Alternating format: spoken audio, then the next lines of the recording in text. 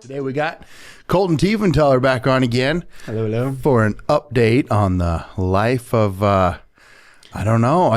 Now you're just growing your career, and I love getting the updates. And, that's part of the passion project for me is to, follow a few folks around that might not, that would be okay with getting onto the podcast and sharing the stories. And I love that you keep doing that. Thank you. Really appreciate it. No, I'm happy to be here. It's fun. I've been really blessed in the little over 2 years I've been in the industry to have done a lot of different jobs and seen a lot of different components and parts and aspects of the industry. So it's fun. It's very educational. There's a lot of learning, a lot of doing new things every day. And sometimes it just feels like I'm, floating around, figuring it out each day, which is good though. I learn a lot of new things, see a lot of new things, meet a lot of new people, and it's a really, really cool way to be introduced into the industry. So I'm happy to come on and talk about it. I love sharing it. I hope some people enjoy listening to it. I'm sure they do. And we're starting to collect some other young folks that are coming in and telling stories. And I hope they keep coming back every, 6, 9 months, 12 months and updating us, because this industry, I've always said it's just been a blessing to me. It's taken care of my family. And it has a lot to offer a lot more people out there. So let's see. You were on last, I think, October-ish last year. Mm-hmm. And, if I just recap your couple years, I guess over that you got year and a half or so of solar, and you had a lot of fun opportunities there, different sites. That was very cool. Yeah, it was a great way to step into the industry. I was a solar tech, the story's been told, solar tech on a 30 megawatt site out in Virginia. And in my year and a half there, I'd hit every site my company had in their Northeast portfolio. And it was really cool. Lots of, DC health, field tracker issues, moving up into inverter troubleshooting and component replacement there. And really got to see everything. Went into some medium voltage stuff, transformer issues and troubleshooting. And it set an awesome base for me. And, got into some customer conversations and contracts and really opened up all the doors there are in this industry, to all the different paths you could go down. And I was, a political scientist that walked onto a solar field and, kind of just didn't know which way I wanted to go. And by diving into it and getting my hands dirty, it didn't take long, 15, 18 months. And I had so many different paths available to me. That was a really, really cool intro to industry. The best. Get in there, be a tech for a while, learn what's going on the ground, and then pick your path, because there are so many. Very cool. I'm just going to write down, just for another conversation, the politics of field work. Yeah, okay. I think it's out there somewhere. Oh, yeah. You ask a lot of technicians. They got a lot of ideas about politics. So. Is that right? Oh, maybe I should. I don't know, maybe I shouldn't. All right. Well, and then you went into, then you moved to a different company. Yep. Wind turbines.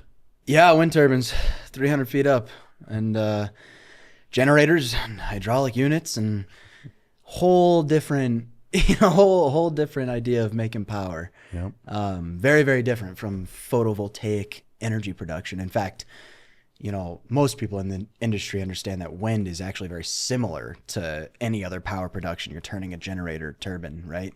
And solar is the one that's different. There's very few moving parts, and learning how to work on wind turbines and how they function and, the mechanics, how they produce power, is very different. It's very different. I didn't know much about generators at all. I had one in my garage in case the power went out and still barely knew how to use that. So, it was a huge learning curve, along with learning how to climb a tower and work at heights and, all the safety that comes with that. Really, really cool transition in the industry for me. Mm-hmm. My role in the company I'm at now, is what I transitioned to from solar, was not a technician, but I got to spend about the first 6 months kind of just as a tech, and I worked out in the field most days and got my hands dirty just like I did in solar. And I was, again, very blessed with that opportunity. A lot of people don't love that. I came into the company as a technical field specialist, and the majority of my responsibilities were technical writing procedures, safe work operating procedures, things like that, trying to fill gaps so that we had safe and efficient operating protocols for the technicians, But I couldn't do that unless I went out and learned, and these guys gave me an awesome opportunity to go out and work on. The site that we have here in Tehachapi has like 9 different platforms with several different variations. I think there's 13 different operating systems on this one site. Wow. A huge wealth of information to be gained from all that.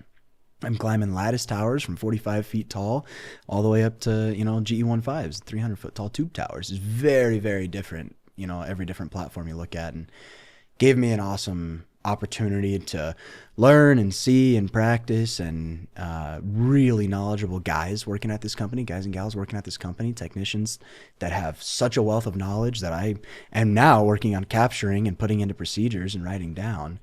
But taught me the intro to industry and wind. And the more I keep growing in the industry and having all these different opportunities, different platforms to work on, wind, solar, working with customers, writing back of house HSSE documents, things like that, the more well-rounded I feel, the more comfortable I feel in the industry, the more I feel like there's more and more doors open up for opportunities, and it all makes just a little more sense. And so few people understand how much power this industry gives our country and our world, and they don't have any idea. A lot of people think those things are making wind. It's kind of funny. That's pretty good. You're right. I was just on the Tehachapi Cities podcast today, Tehachapod. And there were questions. It was a little bit of, we all live here. We've all seen them for years and years and years. What's going on? Why is it happening? Why aren't they anywhere else? Interesting questions. I thought they solid questions. Not a lot of people know what's going on. Not a lot of people know how their lights come on in their house. Why their AC bill is so darn high. Not a lot of people understand. Well, even why are they right there?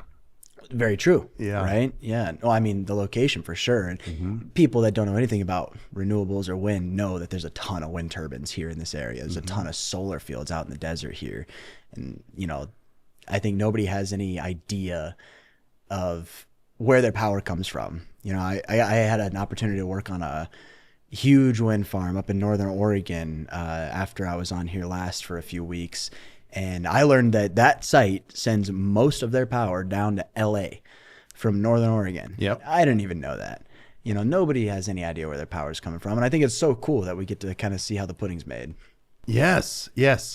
And that's just a bit of it. Right. It's I don't know. I don't want to give a percentage number, but it's a small piece of where all of our electricity, our energy comes from. Because then you have gas and coal and nuclear and all of these other hydro, sure. Yeah. So that's just one piece of it. And those power lines and the big ones you see that are going across the states are moving it from one point to the other so that everybody's AC comes on and the food stays cold in the fridge and Netflix is queued up right after dinner. And so they got their Wi-Fi going. Yes. Yeah. Yes. It's really cool. I feel like the industry we work in, and the more that, I get to work on different aspects of it, I feel like I'm making a difference in the world in some sort of weird way, because everybody needs power, for whatever it is, for the Netflix or for the microwave or for the AI and the battery banks storing all of our information somewhere. There's got to be power to run all this. And so few people, well, it's more than people think, but so few people walking around know where it comes from. And I think so few people understand how many people work in our industry to provide that power to them. Well, I love your passion for it. I will say there's plenty of other things in the world I don't understand how they work. Yep. And I don't need to even ask how or why. I'm not that interested. I'm just happy that it does. Yeah, that's right. Just happy that it does. Yeah. But that's okay. Well, when folks are curious, we come and we share that knowledge and we tell stories. All right. So you popped up to Oregon shortly after we met last time. Yeah, first week of November, if I remember right. I was up there doing some contractor monitoring work. I was subbed out from my company to, I went to a site called Shepherd's Flat up in Northern Oregon. Really, really big, popular site. A lot of power from there. A lot of people have seen that site firsthand. Oh, yeah. That's a big one. I showed up with a hoodie that I didn't even realize was a Shepherd's Flat hoodie for one of the 3 sites that. Is it one of my old ones? Yeah, it's a hand-me-down I had in my closet with paint stains on it. And I was walking around, and all the guys on the crew I was monitoring were like, "How'd you get a hoodie already?" And, oh, shoot. I didn't even know I didn't even know. That was kind of funny. Yeah, you'd been there. Yeah, a lot of people been at that site. Mm-hmm. It's an interesting aspect, again, in the industry.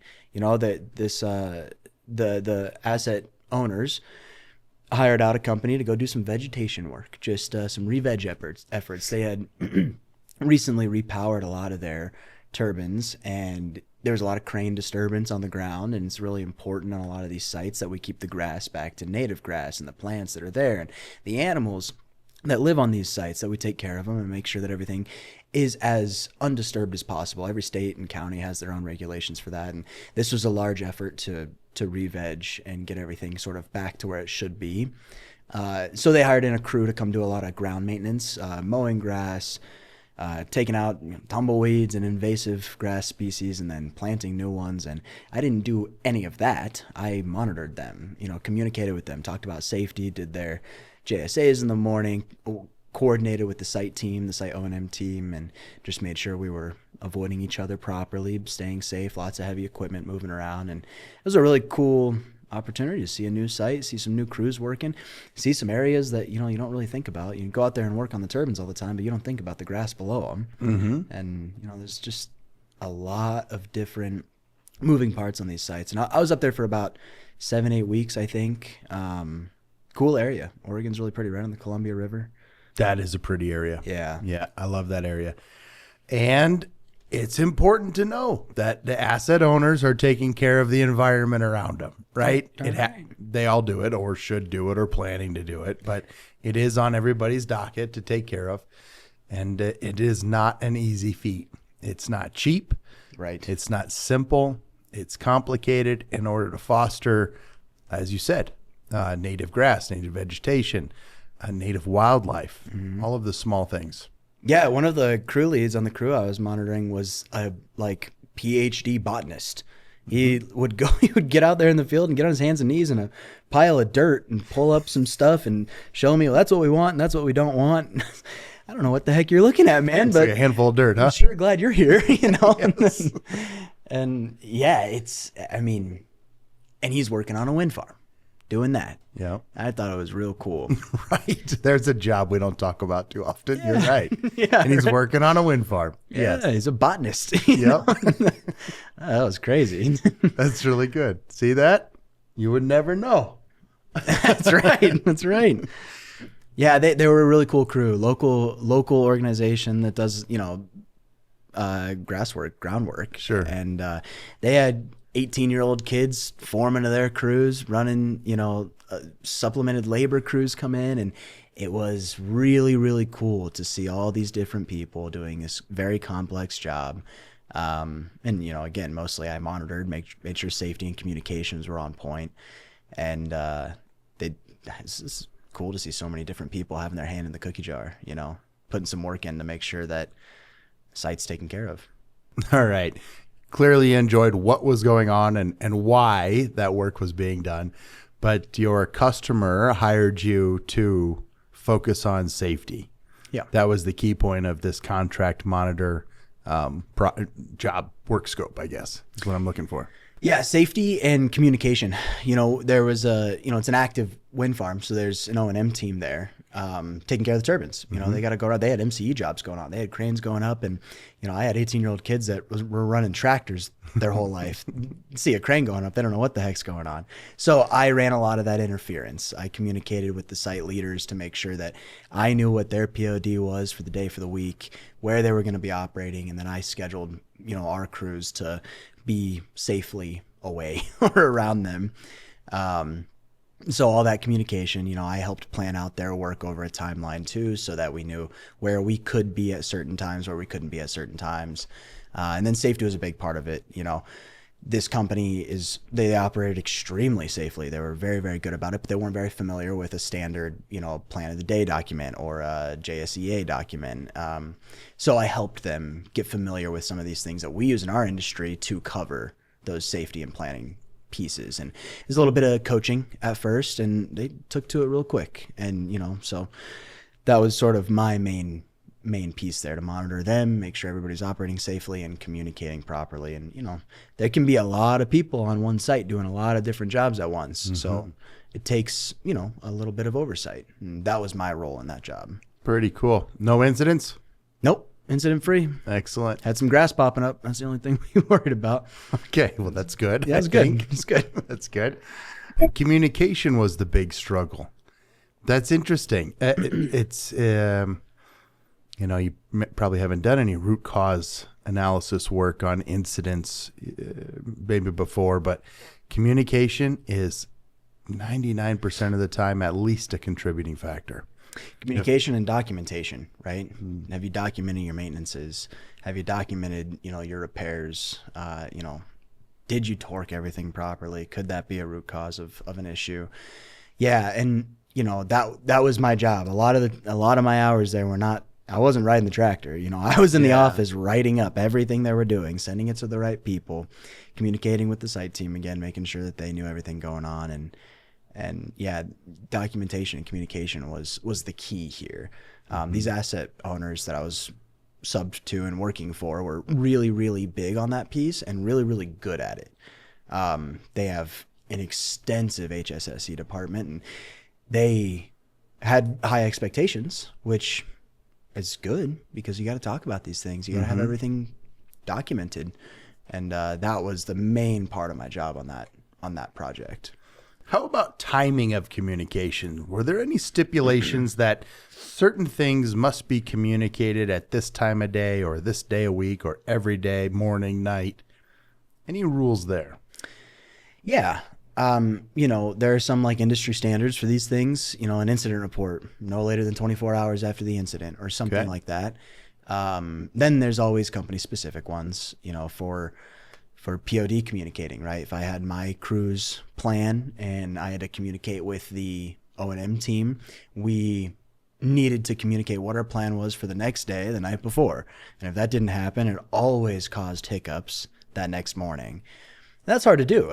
For those of you that have been on an O&M team, a lot of the times you have, a plan, and then you get your teeth kicked in when 10 turbines go down. You got to go try to get them back up. So that communication piece was huge. Trying to be on top of it as much as you can, the night before, the week before, having a schedule for your operations throughout the duration of the project so that, everybody can kind of be on the same page of a rough outline of what we're going to be doing. And then you got to handle things as they come up sometimes. All right, good. And POD, plan of the day. Right. Yep. What you're going to, did you do an end of the day, or on that communication, did you list out what occurred the prior day? That was more internal. Yeah. Just a list of what occurred. Okay. Like a progress tracker is the way that I, set mine up. I think those PODs are very common to be sent out and communicated across a whole team. EODs, end of day reports, I guess kind of company to company in my experience. Some send them out to everybody so people are on board, but sometimes, there is such thing as an overload of communication. There is such thing as too much documentation. Sure. You can be inundated with too much and it can become confusing or just, not helpful at some point.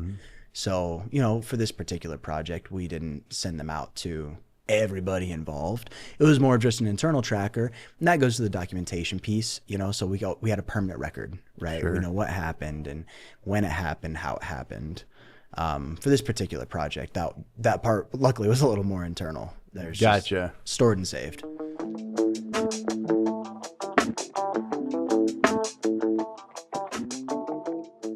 What's Up Renewables is growing, and we're looking for new sponsors to join us.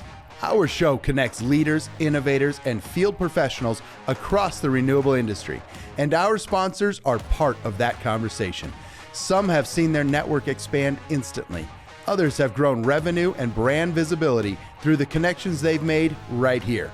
If you want your company to reach the people driving the future of clean energy, now's the time to get involved. Contact us at media@whatsuprenewables.com to become a sponsor today. I love those. So the plan of the day, the morning email, right? I sometimes get and I know a lot of other folks that are just in offices and supporting roles that are involved in one way, shape, or the form. Maybe they're actual contributors to helping make sure that supplies are there, or material, things like that, or logistics. How about management, director? And then you get into the sort of executive team, right? That they all have skin in the game and they want to know, and they're involved for a little bit. And we now I'm putting myself in that bucket, get kind of dependent on that daily email at the same time, the same format, so I can give it a quick look. Here's what's happening today. Excellent. What happened yesterday? Where are we at in the progress of the progress of the project? Mm-hmm. Excellent. Anything else outside of that, it catches our eyes really easy, and then we can take action quickly.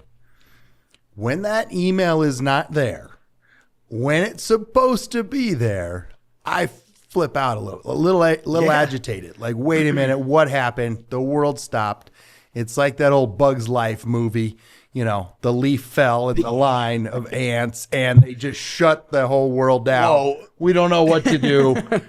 The line is gone. The line is gone, right? Yeah. Because you have so many people in the owners, the company, that entity that owns the site, folks that are running it, managing it, even up to investors, because a lot of money goes into any project. Doesn't matter what you're doing. Right.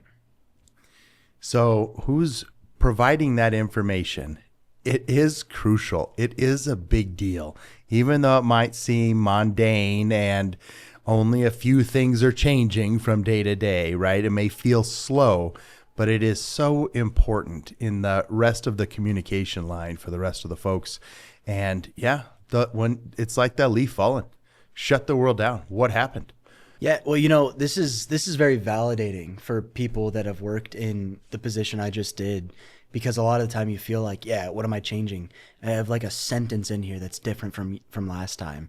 This is my little update because it's only been 8 hours of work, And then they're sending this document out that they fill in, here's our start and end time, and here was the weather data for today, and all this stuff. When was the last, safety observation done? And here's my little paragraph of progress. And I fill it all out. It takes me an hour. And then I send it to a distribution chain of 20 people. And it's like, why am I sending this to 5 different directors? But that's very validating to hear, because a lot of people don't understand that having that consistency in format, like you mentioned, so so the director, the executive, the upper level manager knows exactly where to look for updates and knows exactly where to look for red, yellow flags, because that's not their only job. They have multiple projects, several customers, that they're looking at and overseeing at once. But having that consistency makes it easy for the upper level management to stay in tune with what's going on that project and see something if they need to, track progress as they need to. And they are looking, I when I was sending these out for the first week or so, I was like, I don't know any of these people. I'm given a distribution list. And then after a week, one of these directors emails me and says, hey, I see this or that. And I was like, holy crap, you're reading that? Oh, shit. All right. Well, I'll make sure you get a good update now. Yep. And I think you touched on a really good piece, that the format and the consistency in that is really important for the people that are glancing at 10 of these a day, so they can know exactly where to look. It's like reading a resume. You want the important stuff at the top. You don't want the job you did 10 years ago serving tables in Santa Barbara at the top. Yeah. So But I was employee of the month. it's right. Yeah. Yeah. Put it at the bottom. If they like you enough, they'll get to it. Yeah. Simple formatting. But it also shows, and all the other folks, they might think of something to go, okay, well, I see you have material coming in from Kansas next week. Is that on a truck? Because there's a big storm in Kansas.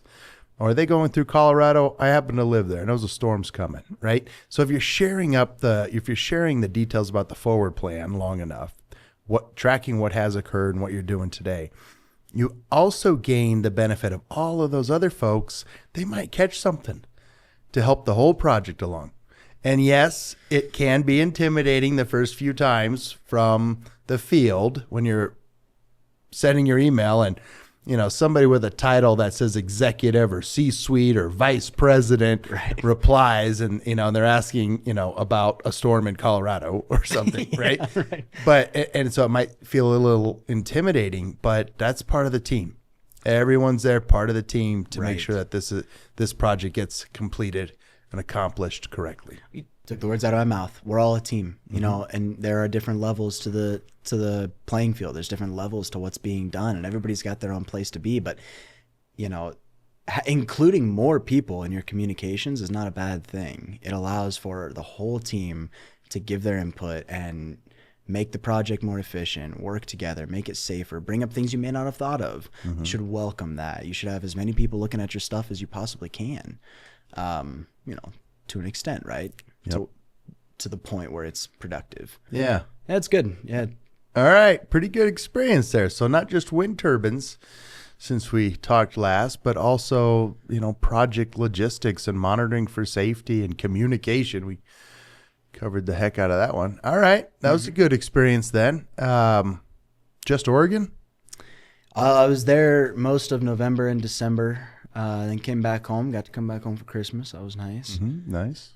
Shortly after the new year, I went up and did a same scope job, more contractor monitoring for an active construction wind farm up in Central California. That was a really cool experience. That was very different. I wasn't watching grass grow all day. Yeah. I was watching towers grow. That was cool.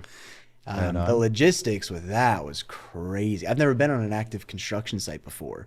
I'm talking 150 people for 19 turbines, you know? Yeah. And there's so many moving parts, so many different crews working at once.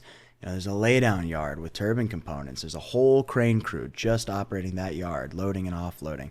Then they bring the components to site at midnight, the night before they got to go up. Right. Because they're, you know, you're driving a huge blade across the road, you know, so they do it then. And then, you know, 5:30 in the morning, the site crane crew is moving them up to the pad, and then you're offloading for 2 days, you know, and it's really gnarly. And then it's 3 days of nacelle prep and hub, you know, attachment and all this, you know, all these parts that go into it. There's a whole crew just for that.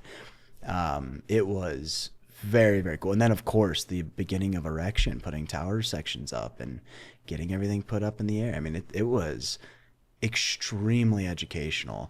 And I was up there with several different contractor monitors. It wasn't just one for the whole crew. Right. You know, it was that there were, I think that site's still on construction right now. I'm no longer on the job, but I think there are 5 of them up there now, just dispatched all these different crews, you know, high voltage underground line guys, you know, pole line guys. You've got the erection crews, the crane crews, the laydown yard crews. You've got the nacelle prep and you know, erection prep crews, and then you've got the tower walk down, torquing crews, inspectors. It's so many moving parts.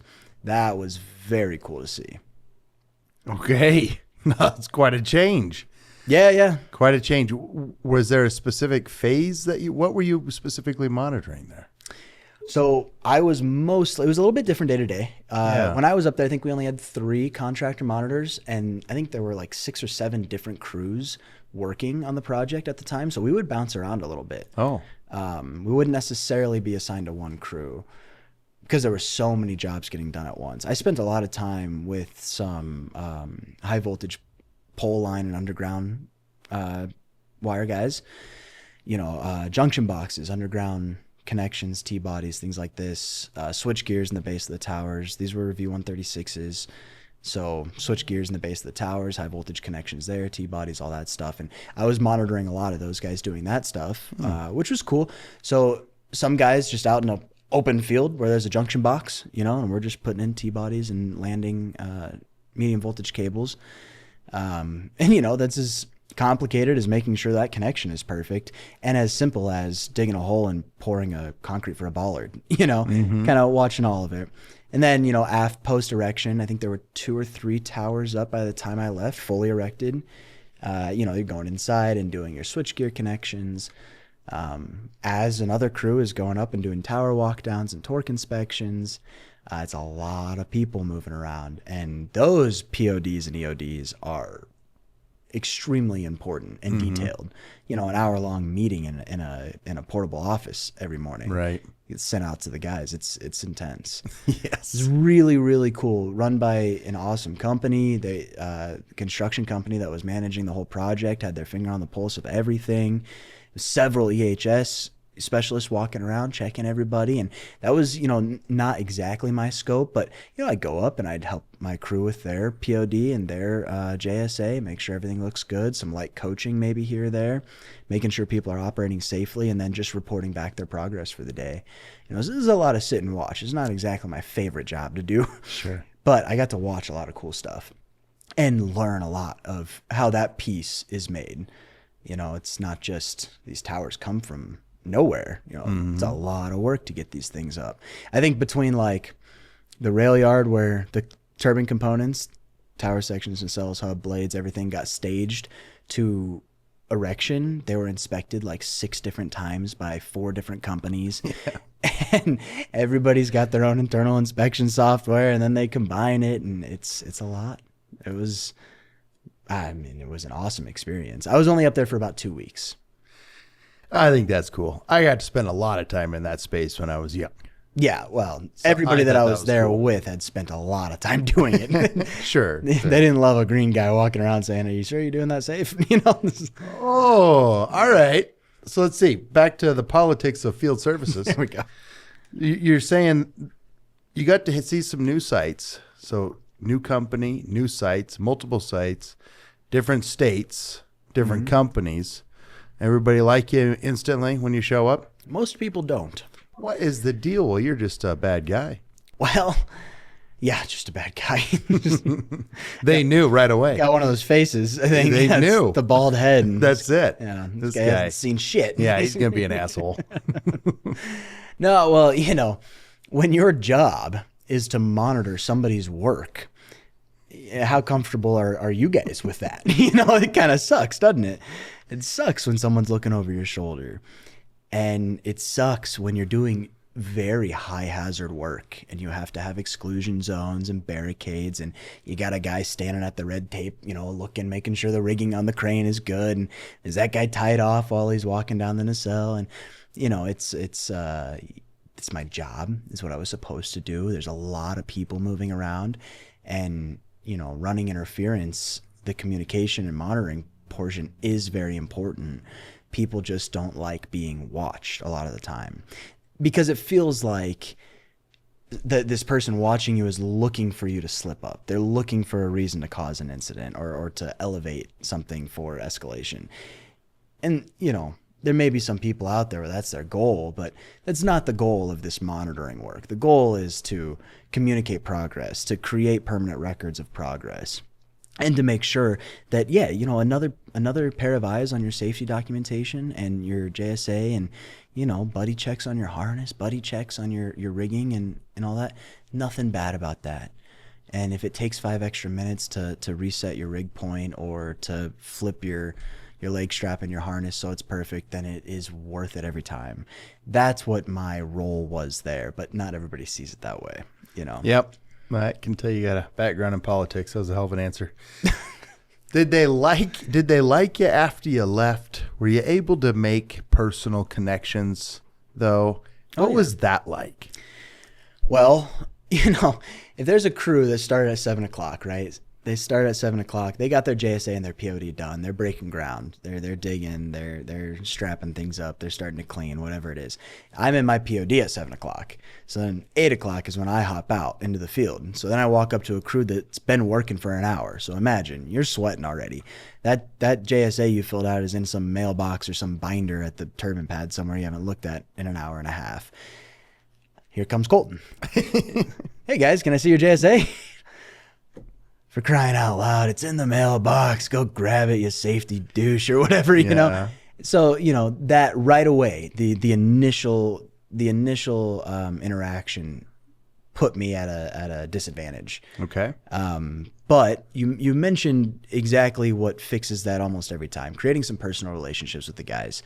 You don't have to be this distant, you know, overwatching eye in the sky on these people that they're uncomfortable about. I'm not a UAV. I'm not the eagle eye. Yeah. I'm one of them. You know, I have done not that work, but I've worked in the field.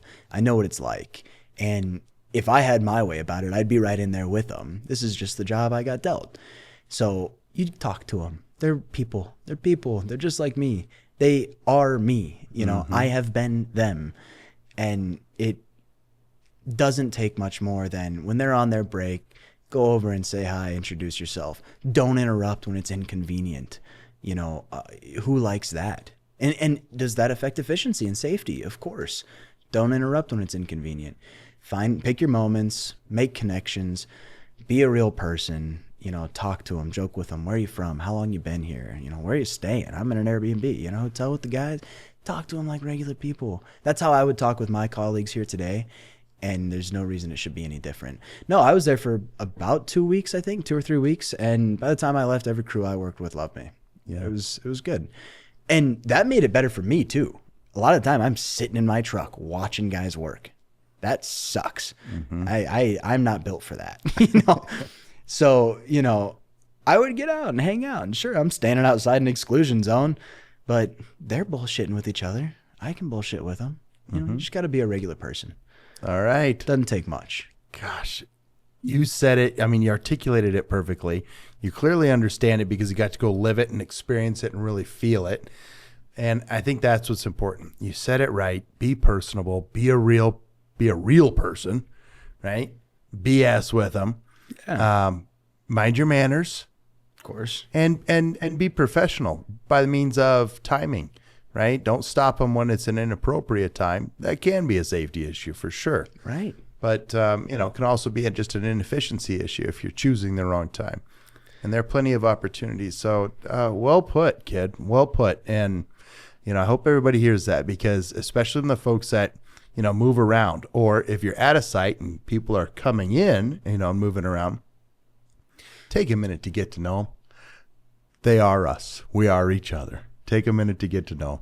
And it just makes work a heck of a lot smoother. Smoother and better. I'd rather work with a smile on my face than a scowl. And so would they. That's right. So, it makes everything just a little bit better. Good stories. Politics from Field Services. Yeah. Right here on What's Up Renewables.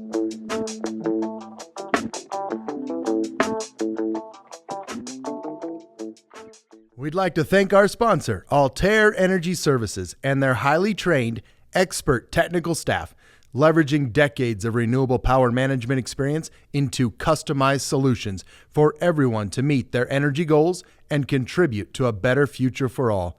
Altair's team of hardworking, respected experts are providing full-scope, turnkey repairs, planned and unplanned maintenance, system upgrades, fully autonomous technical crews, supplemental staffing, and customized dynamic scheduling to fit your power production needs.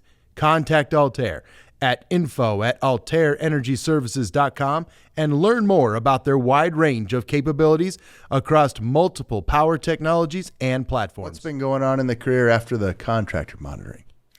So I was only up there for a short stint. I probably would have stayed longer, but I came home early because I just had a baby. Oh, boy. My girlfriend did, actually. I didn't do much work. She had a baby. Congratulations. Yeah, thank you. He's a little stud. He's a little technician in the making. Right? Now he's an engineer in the making. I'm gonna tweak him a little bit. I got drawings up in his room already. All right. Not bad. His grandfather wasn't a great engineer. Okay. Well, we got time with this one. We got time with this one. Yeah, I came back a little bit early to make sure I was home in time for that. I've been home. I've been working from Tehachapi since then, which has been great. Little guy about 2 weeks now. So I'm actually still on paternity leave. Yeah. Going back the end of this week. But it's been a really, really cool experience. And being nailed down here at Tehachapi for the last, I came home about a month before he was born, I think, 4 weeks, just to make sure I was home. Yeah. And, I got to be nailed down. My company worked with me really well. And I really focused, sort of changed my focus from playing this all position player to my real responsibilities, which are writing procedures. So I've been in the office and... No, we're backing up to the kid. Holy smokes. Did you see that? Man, I don't even know what to say. I am so choked up about this. I'm a grandfather for the first time. That's right. And this is just amazing. The baby as healthy as can be. Mama's healthy as can be. Darn right. All things are well. All things are just as they should. Yep, mom and baby are healthy. It was a battle. Couple extra nights in the hospital, just making sure things are good, but we're home now, and it's really nice. I think I slept in a hospital chair for 5 nights. Yeah, that's tough. Yeah, we've had talks about this. I don't know if we'll get into hospital politics, but they sure do things a lot differently than they used to Get me in 20, hospital 30 years politics. ago. I still think Grandpa has the best advice for these. And Yeah, the doctors love hearing that, by the way. and I charge nothing. So stick him in the sun, feed him when he's hungry, change him when he's dirty. You know, it should be that simple. That's it. It's just people overcomplicate it. Yeah, no, they sure do. And you know who that hurts the most? First-time parents. You know how freaking scary Well, it is? sure. You're scared anyway. Right. And then people are offering more things to worry about. It's just Yes. fear-mongering coming out of these hospitals a lot of the time. Yeah. And, you know, you're a first-time parent trying to make sure you don't screw this little tiny human being up. And you got grandparents and aunts and uncles, and someone's a nurse on the family, and then someone's a doctor in the family, and then there's all the doctors at the hospital and all the nurses and the specialists that come in your room every 45 minutes all throughout the night to check on something. And you're inundated with opinions and metrics, and you know, I'm a very robotic thinker. I like clear metrics and ranges of normal and bell curves and standard deviations. Like, give me the facts. It's simple, right? We have data. That's what you guys do here, collect data. So they hated you. Oh, it was not They good. hated you. Yeah. Oh, yeah. Yeah. I never had anybody that really liked me in a hospital. So yeah, poor Mav. He'll have the same fate. I believe in life, because I don't know why. It just, it seems simple. So my favorite one, and you know, no one should take medical advice from me ever. But Disclaimer. like, Jacob, you got that right? Okay. This wake the baby up every hour, every whatever, how many minutes, things like that to feed it. I've been hearing that now for like the last, 5 years of just in my circle of life where there have been babies born, and they're waking the baby up to feed it every so long. And I'm going, man, like, you never wanted to wake a sleeping baby. You were always told. And when the baby's sleeping, everyone in the house keeps it down. Yeah. All right. This was like, so now I say, so here's my medical advice that no one should ever take, but I'm going to give it. You know what? I'll just do life advice. There you go. You never piss into the wind. You don't tug on Superman's cape. All right. And you don't wake a sleeping baby. There you go. In that Right? order. Isn't that, yeah, I think. Pissing in the wind's rough. Yeah. But this waking the sleeping baby thing is cracking me up. But, you know, you guys will figure it out. And I'm sure there's probably a reason to wake a sleeping baby. But Well, I know I'm not doing it.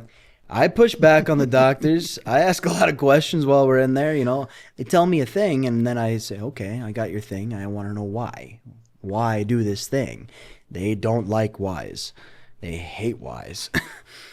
And, you know, oftentimes it's a nurse, or the nurse that's been with us the whole time during Shay's delivery or something like that. And she's the one that's in there. Doc comes in for a sec, like for 10 minutes, pulls the baby out, throws it on mom, and then dips. And then it's the nurse telling us all this stuff. And then it's a Okay. different nurse.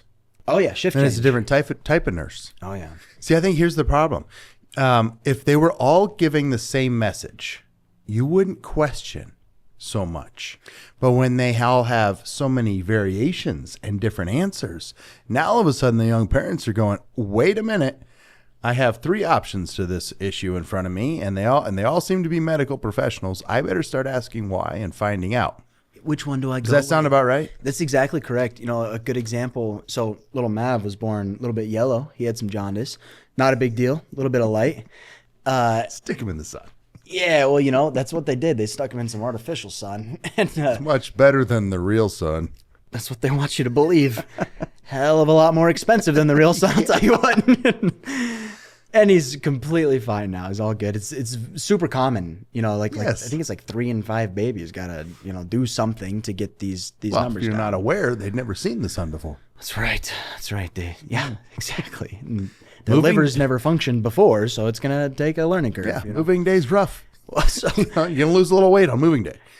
so Relax. he was in this little blue box overnight. I gave mom the night off, and I stayed. And nurses every 30 minutes in there, and the little blue box with the artificial sun is something out of Star Trek. It's literally got a little a power supply, a battery box, something, and a tube that runs to a blanket that he's laying on, right? It's all glowing blue. Like, not like some UV light. Like, this looked like the Tesseract. It was glowing blue.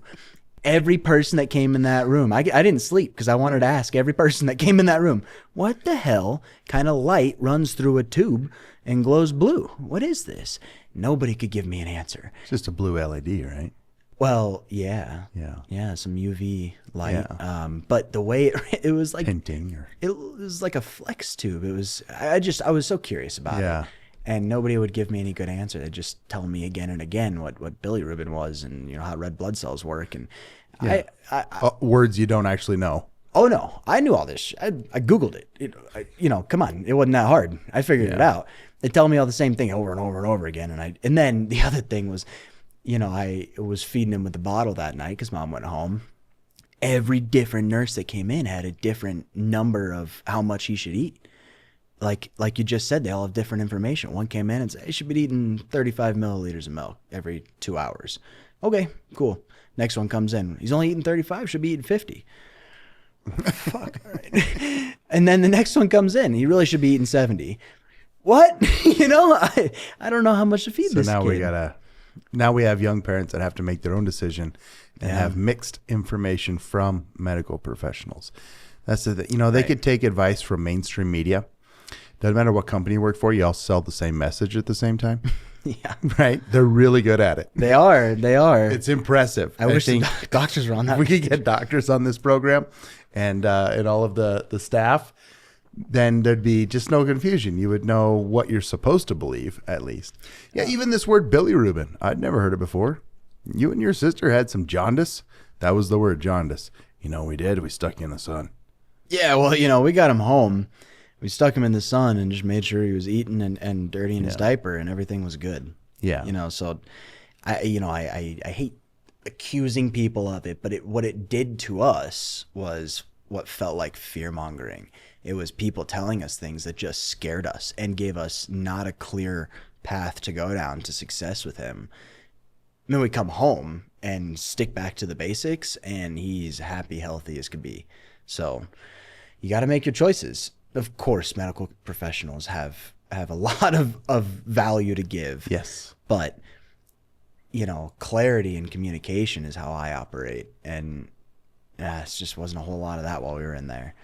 And I'm happy we're home now. Yes. Happy you're home. Taking him outside. Yeah. Getting the sun. Little man's getting his steps in. Yeah. This dude is freaky strong. Yeah, I gotta say this. Freaky strong. He was turning his head like 9 hours old. This is, and I, I'm a week late into seeing him and all that, and I'm holding him. He's picking his head, and I'm like, I think that's something you see on a scary movie. Like that, is that normal? Is this thing real? This question we have not asked medical professionals yet because we don't want to know the answer. No, I mean, but everything's normal with him. Oh yeah, 10 fingers, 10 toes. Yeah, brain almost as big as his grandfather's. Yes, he's Yeah. good. Okay. Oh, super good. No, and the biggest metric with a baby, you can't give them a lot of medicine. The biggest metric once they come home is do they eat and do they poop? That's it. Yeah. Eat, poop, eat, poop. If that This doesn't is work, the deal. if something is not going right there, then you might wonder about something. But he's Right. been doing that like a machine. So Yeah. he's doing great. Yeah. You can check yeah. on like color and consistency, and that's about kind of all you get. Just a visual inspection. Yeah. That's about it. Yeah, but I mean that's important. Of course. Yeah, but it's so scary and you feel this immense weight of responsibility. I mean, it took me about a week to sleep while he was sleeping just because every little noise he makes, every little move he makes scares the shit out of you, man. Yeah. But you get used to it. And he's a baby. He's going to make noises. He's going to move. Make sure he's sleeping and eating and pooping, and he's good. You know?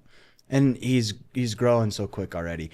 This tummy time thing. You heard of this, Dr. Tiefenthaler? They lay the baby on the tummy? Yeah, and he works his neck muscles. Right? Oh, yeah. That's how you get their neck stronger and their arms stronger and stuff like that. You promote crawling and things like that. Okay. This kid's young still, obviously, for this. But, laying on your chest. Lay him on your chest counts as some tummy time. He's getting a different position. He's always on his back, right? I'll lay him on my chest. We're watching TV or something, and he'll just like look up at me. And his neck strength is crazy.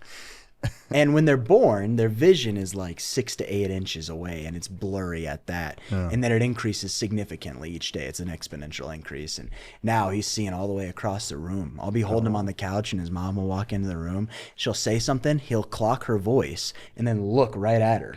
I'm like, dude, not like just his eyes. He'll, like a grown man. That's weird. Oh, it's crazy weird. to watch. I can't wait to see him grow up. It's crazy. This is good. Yeah, it's cool. All right. Well, if he's riding a bicycle next week, I'm really going to think something's funny here. What's that vampire movie with that little one that grew up too fast? Your mom always talks about it. Oh, the Twilight movies? Yeah. Isn't there a baby that just grew up super fast? Yeah. So, Yeah. like, if this happens, I'm not going to be that dumb dad. I'm going to ask some questions. What's going on? Wasn't the dad of the family a doctor in that movie? I think he was a cop. Oh, the vampire I was dad? thinking about the cop. Yeah. We'll see. He's healthy, strong, growing quick. You could see something inquisitive about his eyes. That's cool. It's a humbling experience. Oh, congratulations. You guys are doing great. Got a good mom and dad situation.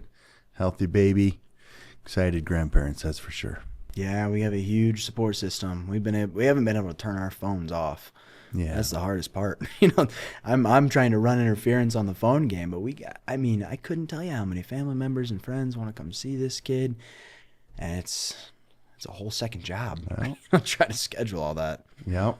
Maverick's already got a lot of people love him. Yeah, he does. It's really, really a blessing to have a support system like this. Very cool. Congrats.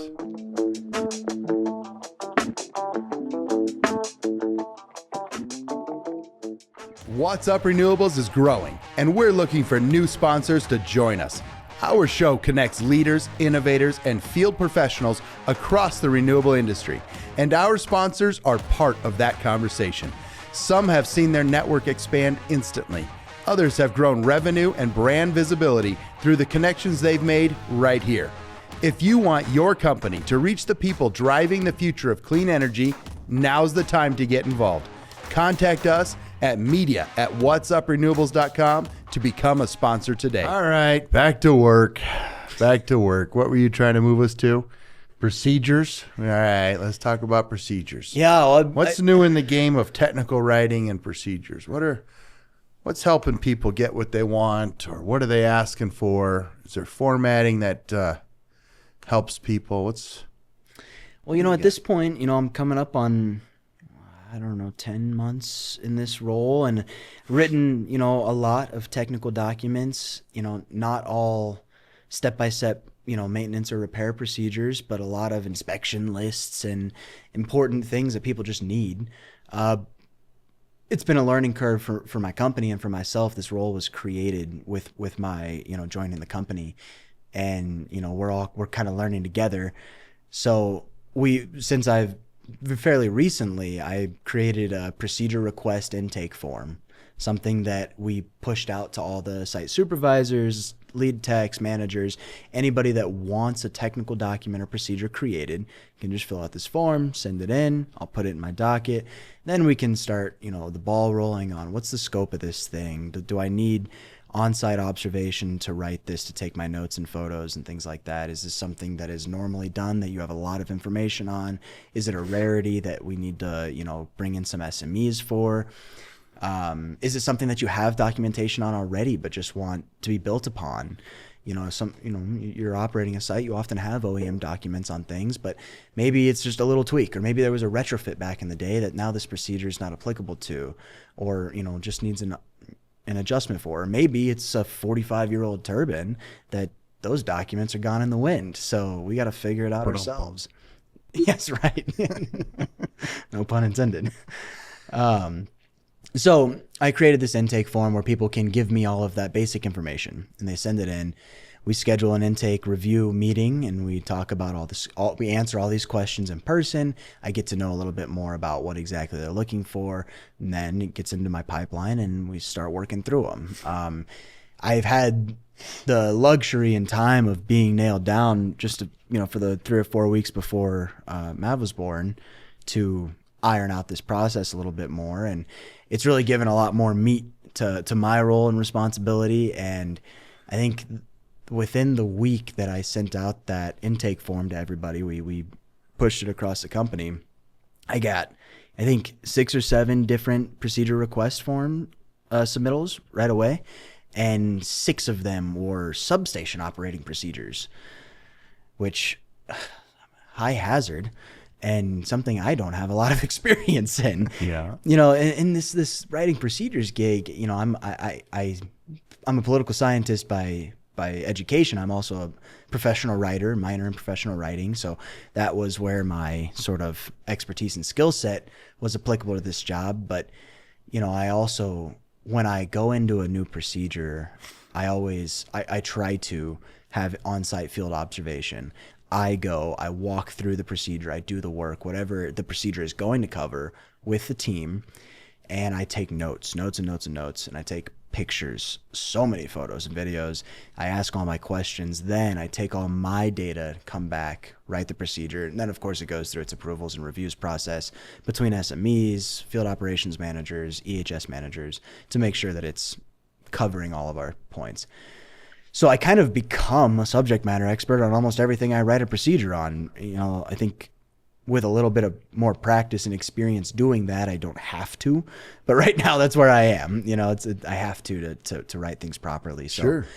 I've been in some substations, and I've been going through, you know, SEL switching operations. Where are the air brakes? Where are the oil filled circuit breakers? You know, how's the transformer function here? Are there capacitor banks? And all this stuff a month ago I didn't even know existed in a substation. And it's just an inundation of information that is so valuable and happens so quick that I don't even really realize how much I'm learning so quick. And then, you know, I just sent out a substation operating procedure that is as simple as hitting 3 buttons on an SEL interface, and it's 26 pages long. What? Why is that? Redundancies, man. You're operating, I mean, your substation affects not only your producing turbines on the site, but also the transmission station it goes to, the interconnects it's connected with, the people on site. You know, there's a lot of communications involved. You got to communicate with the power provider. You got to communicate with the site team. You got to communicate with the asset owner to make sure that all of your operations are done in a proper sequence. Documentation is huge. Who switched? When did they switch? Why did they switch? How did they switch? Was there any lotto involved? Did you hang grounds? Did you switch because there was work being performed, or was it a scheduled outage? Was it an emergency trip switch? All of these things are covered in detail because all of these things are real things that people in the field have to deal with. And if I'm going to write a procedure that says press 3 buttons, I'm going to include the redundancies. I'm going to include the options for real things people see in the field. Because the guy that has been going out and switching the substation knows how to hit the 3 buttons. Yeah. What he needs is proper chain of command for communication, proper order of operations for, you know, unfamiliar, unexpected outcomes. You push a button and something is not de-energized. All right, now what do you do? You know, so you have to include these potential things. This is a bit of like a diagnostics or a troubleshooting guide then as well. Different from a troubleshooting guide. In fact, If this, then that, right? If this is wrong, check. to one level. Yeah. I go to about okay, one level. Gotcha. Right. It's not, you know, One you don't- question deep. Yeah, and it's, you know, if this, then that. The then that is always stop and call. Okay. You know, when you go to one level, right? It's Right. Stop, call this person, and that's about it. But, you know, I do include all those if-thens because it's, you know, say this main substation operator's on vacation, and our secondary guy that maybe has never been in this sub before but knows substations and high voltage switching needs to go do it for him. Well, you know, if he presses the button and he goes and checks his breaker and it still shows closed, oh, I don't know how this system works, you know? So what do? Well, you stop and you call. I also include a lot of appendices. I learn exactly how the SELs operate. So I don't know how this system works. I've never seen an SEL 351. I've worked on the 315s. Then I have an appendix, an SEL operating procedure in there. So you can see what all the buttons do and what all the voltage level, how to read voltage levels and current levels, states of breakers and things like that. So if you press a button and something doesn't happen, you know what to do and you know where to read what might have went wrong. And, appendices on lotto and hanging grounds. And then also, you have a procedure, a 25 page procedure. You're not going to take that in the field with you. Hopefully you take some version of it, a digital copy or something for reference. Sure. But, these also came with switching order forms, a single page, right? And that walks you through high level step by step. Open this breaker, initial time, open this. So the checklist information that you need to complete is also included. You might call it like an advanced technician checklist. I like calling it, a switching form. It is its own document, and it lives within the larger policy and procedure of operating that substation, if that makes sense. Sure. But you pull it out as its own. Yeah, you're going to print 2 pages and open it in a closed switching form rather than printing 26 pages, Yeah. And then when something doesn't happen, you know where to go. Sure. It's a lot, but it creates a quality foundation to be built upon. Mm-hmm. And then if we build troubleshooting guides for oil-filled circuit breakers not switching or not changing state as they should, then you have this procedure existing and this document slides under that umbrella. So it's building a foundation, Very cool. Man, you got to learn about substations. Holy smokes. Sure did. I bet you didn't see that coming. No, dude, I what, like 2 months ago, 2 years ago? No, I never had it. I didn't even know what a substation did. I had no idea what was going on there. And learning about them is just another cool aspect of the industry I now have a little bit of information on. So you created a form that got distributed to the company so that technicians and anyone could say, here's a document request. Yeah. Right. So you got this, now your renewable career experience, you have solar, wind, the monitor, the safety, communication. All right, guys, what do y'all want? Substation. Awesome. Dude, everybody wanted substation stuff. This is great. Couldn't have been something I know about. This is great. They could have asked me for a 6-month maintenance on a Z750. It was perfect. Anything else? Anything, improvements in just the simple things? I don't know, safety checklists or any of that stuff get updated? Requests for? Oh, yeah. So those I've been getting. I mean, I've written a lot before this intake procedure was set in place. And a lot of the procedures I was asked to write, or technical documents, I should say, were these sort of like organizational, department organizational checklists. We got company trucks. How are we keeping track of them? Well, let's write a truck inspection checklist, And of course, my company had those, was updating. And all right, I just got all the guys these new toolkits. They're expensive. There's a lot of parts to them. How do I keep track of them? I'll write you an inspection checklist. You do it every week with your truck inspection, So writing those types of things. All right, we bought new 40 cal suits for the medium voltage switching guys. How long are they good for? When do we have to inspect them? When do we have to have them recertified? I got new meters, hot gloves, things that need to be calibrated at certain dates. Let's get organized. And I've been doing a lot of that too for the guys. And those are included in this, intake request form. It's not just step-by-step procedures. Any piece of technical documentation that you want our letterhead on that you don't want to spend the time to write yourself, I will write it for you. It's my job. Just tell me. And I've been doing a lot of different ones, These big procedures take a lot of time.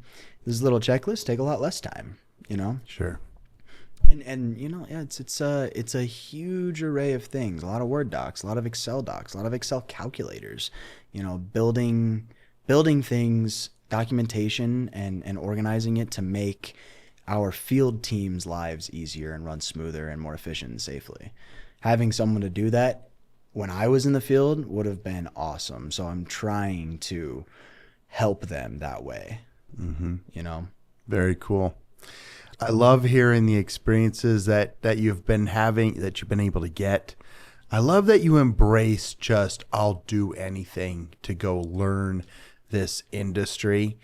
And, when we talk about people coming into the industry, a lot of times it's like me, I needed a job. after high school, right? And a lot of people looking for that, or maybe you want to transition from being a mechanic or electrical trade, or, pick a trade.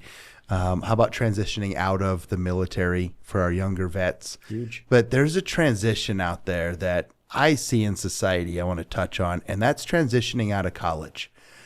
Colleges often are promoting their degree, right? And this education that you're going to get. They're not promoting the job you're going to get.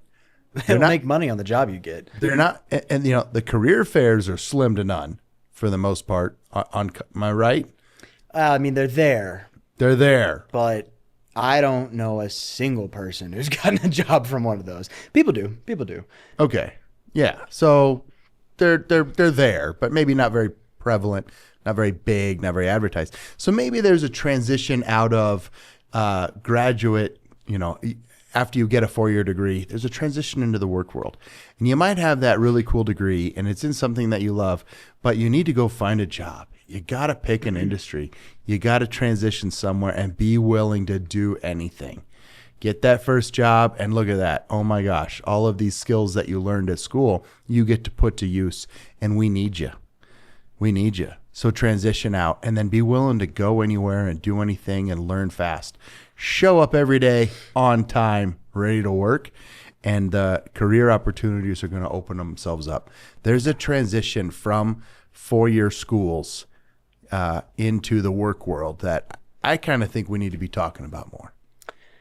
I don't disagree whatsoever. I mean, I was personally a prime example of this difficulty in that transition. I talked about it on here before, but I loved our country and our history and our political system, and I just wanted to go learn more about that. So I went and spent a ton of money at a wonderful school and got a great degree that is kind of hard to get a job in.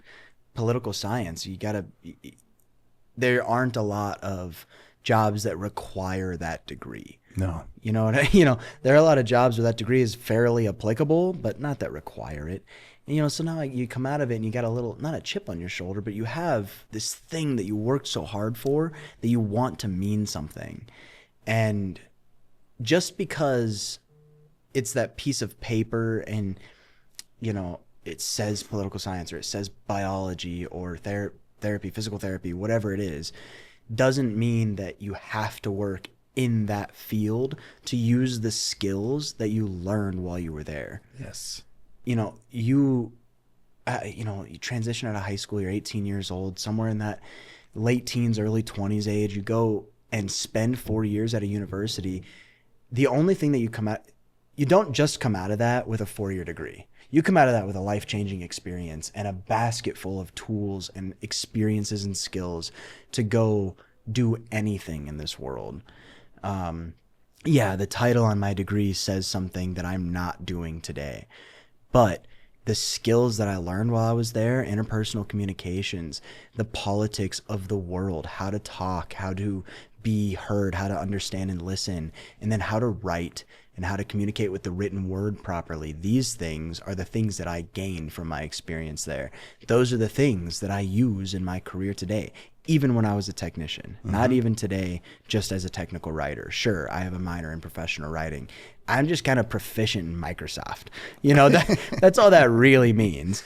It means more than that. Well, it's the use of the language. Sure, but I came out of that with those experiences and skills that a lot of kids graduate college with and don't even realize what sets them apart now. It's not that you have that degree. It is a little bit, but it is also the experience, the attributes, the skills that you've worked hard to learn and that you now have in your toolbox to do anything in life with. Those skills are valuable and applicable in so many different areas of this world. And you don't have to follow one singular path. Mm-hmm. They'll always be with you if you make sure you keep your tools sharp. The other thing is there are technical aspects to your degree that are not political, right? The fundamentals of analysis, taking data, understanding how to bucketize it, understanding how to trend it, how to look for variables, how to know what is a standard deviation, right? If you're running, a statistical analysis on data, whether it's words or numbers, you understand the fundamentals of it. And now you can take different data sets and apply the same fundamentals of the analysis. And boy, oh boy, you're finding your problem in whatever industry or job you're facing. And so the path to getting your degree, those tools, very powerful in a lot of different jobs. Don't get so hung up on the title of degree. And if you did and you don't like it, go make a change.